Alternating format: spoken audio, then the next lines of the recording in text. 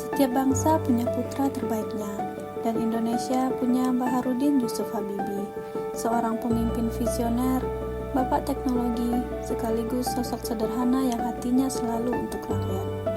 Inilah kisah tentang B.J. Habibie, tokoh bangsa yang mampu menghadirkan nilai-nilai berakhlak dalam setiap langkah pengabdiannya. Baharudin Yusuf Habibie lahir di Parepare, Sulawesi Selatan pada tanggal 25 Juni tahun 1936. B.J. Habibie tumbuh dengan semangat belajar yang tinggi, muda, cerdas, dan penuh dengan mimpi. Beliau menempuh pendidikan hingga ke Jerman, menjadi insinyur kelas dunia di bidang teknologi penerbangan. Namun, cinta pada tanah air membuat B.J. Habibie pulang, bukan untuk dirinya sendiri, tetapi untuk Indonesia. Dari seorang ilmuwan, ia menjadi Menteri Riset dan Teknologi, hingga akhirnya menjadi Presiden Republik Indonesia yang ketiga. Habibie mengabdikan ilmu untuk rakyat. Pesawat N250 Gatot Kaca bukan sekedar mesin terbang, tapi simbol kemandirian bangsa. Tujuannya bukan untuk dirinya sendiri, tetapi demi kepentingan masyarakat Indonesia agar bisa sejajar dengan bangsa lain. Ia berani memimpin Indonesia di masa transisi penuh tantangan.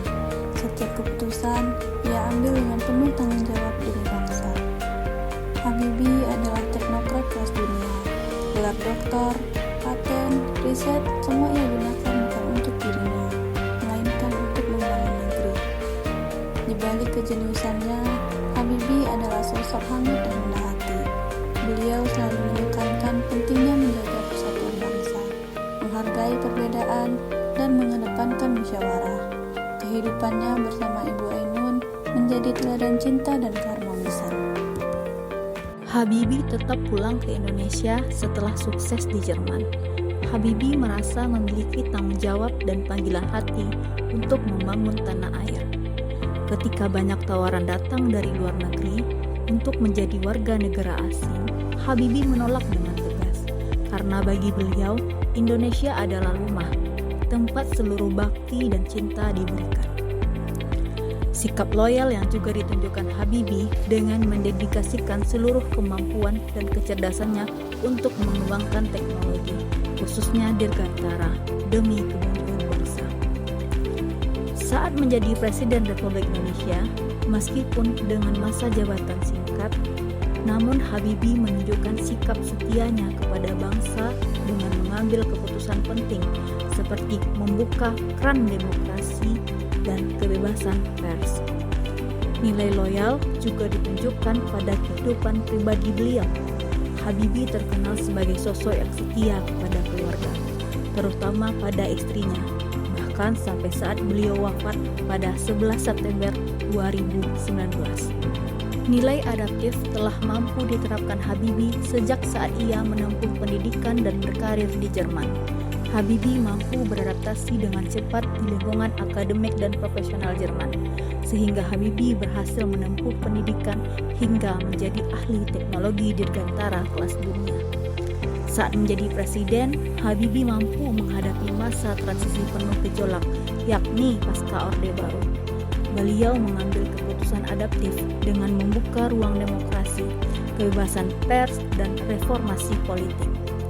Dari dunia teknologi, ia masuk ke dunia politik. Dari seorang insinyur, ia menjadi presiden. Habibie membuktikan adaptasi adalah kunci kepemimpinan. Di saat transisi reformasi, ia bisa menyesuaikan diri dengan cepat dan membawa Indonesia melewati masa sulit menuju era demokrasi.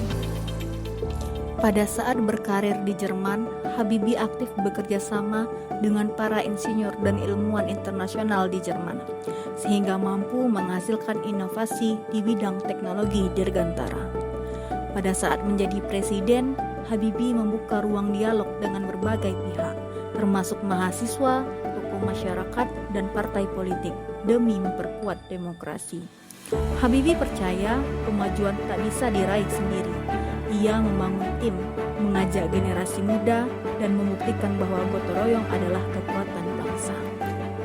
Dari Habibie kita belajar arti menjadi ASN sejati, bukan sekedar bekerja, tetapi melayani. bukan sekedar pintar tetapi berintegritas. Seperti mata air yang memberi kehidupan, seorang ASN harus hadir memberi manfaat bagi masyarakat, bangsa, dan negara.